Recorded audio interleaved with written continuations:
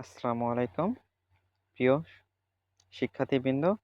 আমি এখন তোমাদের সামনে চতুর্থ সপ্তাহের অ্যাসাইনমেন্ট বাংলাদেশ ও বিশ্ব পরিচয় শ্রেণী ষষ্ঠ এর উত্তর আম, সম্পর্ক বা উত্তরের আলোচনা করছি।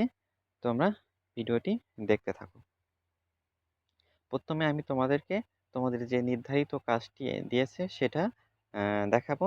সেটা হলো আম, যে তোমার পরিবারের সদস্যদের কোন কোন কাজ টেকসই উন্নয়নে অন্তরায় তা চিহ্নিত করে একটি প্রতিবেদন স্থাপন করো।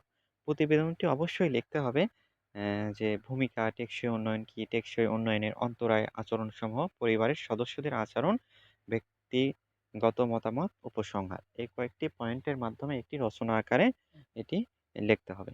তো চলো আমরা মূল উত্তরে চলে যাই। পরিবারের সদস্যদের যেসব কাজ টেকসই উন্নয়নের অন্তরায় সেই সম্পর্কে একটি প্রতিবেদন উপস্থাপন করা হলো। ভূমিকা আমাদের উত্তরে প্রশ্নে দেখতে পাচ্ছ যে ভূমিকা আছে, সেই ভূমিকার ব্যাখ্যা এখানে আলোচনা করলো।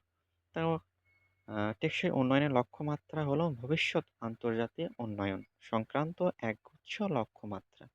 জাতিসংঘ লক্ষ্যগুলো প্রণয়ন করেছে এবং টেকসই উন্নয়নের জন্য বৈশ্বিক লক্ষ্যমাত্রা হিসেবে লক্ষ্যগুলোকে প্রচার করছে। এর মেয়াদ 2016 থেকে 2030 সাল। এতে মোট 17টি লক্ষ্যমাত্রা অন্তর্ভুক্ত রয়েছে। দ্বিতীয় পয়েন্টে চলে যাই আমরা। দ্বিতীয় পয়েন্টটি হলো টেকসই উন্নয়ন কি। সাস্টেইনেবল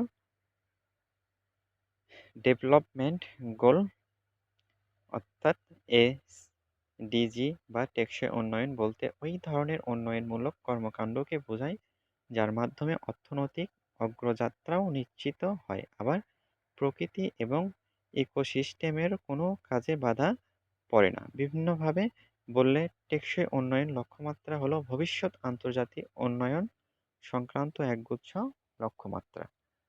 তারপর পয়েন্টটি হলো টেকসই উন্নয়নের অন্তরায় আচরণ সমূহ। শিশু শিক্ষার প্রতি বিরূপ মনোভাব, শিশু শ্রম, শিশু পাচার, অন্তর্ভুক্তিমূলক বা সমতা ভিত্তিক গুণগত শিক্ষাহীনতা, জেন্ডার বৈষম্য, বেকারত্ব, মরুকরণ, ভূমি অবক্ষয় ইত্যাদি। তারপরের পয়েন্টটি হলো পরিবারের সদস্যদের আচরণ। দারিদ্রতা বা পারিবারিক অসচ্ছলতার কারণে স্কুলের পরিবর্তে কাজে পাঠানো বাধ্য হয়।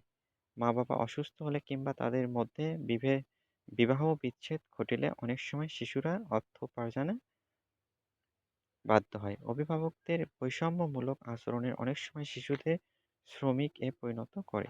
শিশুদের প্রতি নির্যাতন বা অত্যাচারের ক্ষেত্রেও নেতিবাচক ভূমিকা পালন করে।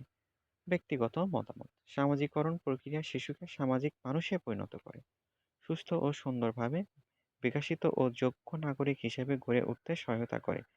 শিশুকে সমাজের দায়িত্বশীল সদস্যে পরিণত হতে এবং সমাজে শান্তি শৃঙ্খলা বজায় রাখতে সহায়তা করে। তাই আমাদের সামাজিকরণের বিকাশ ঘটাতে হবে।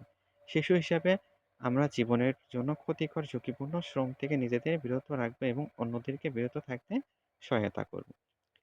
লাস্টের পয়েন্টটি হলো উপসংহার। শিশু নির্যাতনের প্রতিরোধে আমাদের সরকার কাজ করছে। নির্যাতনের শিকার শিশুদের আইনি সহায়তা, চিকিৎসা সেবা ও পরামর্শ সেবা প্রদান করছে। তবে শিশু নির্যাতন প্রতিরোধে সামাজিক মূল্যবোধের উন্নয়ন জরুরি। তবেই টেকসই উন্নয়নের প্রসার ঘটতে পারে। এটি হলো তোমাদের চতুর্থ সপ্তাহে বাংলাদেশ ও বিশ্ব পরিচয় ষষ্ঠ শ্রেণীর উত্তরপত্র। আশা করি তোমরা চ্যানেলটি সাবস্ক্রাইব করে পাশে থাকবে। এই বলে আমি এই উত্তরপত্রটি এখানে শেষ করছি। খোদা হাফেজ।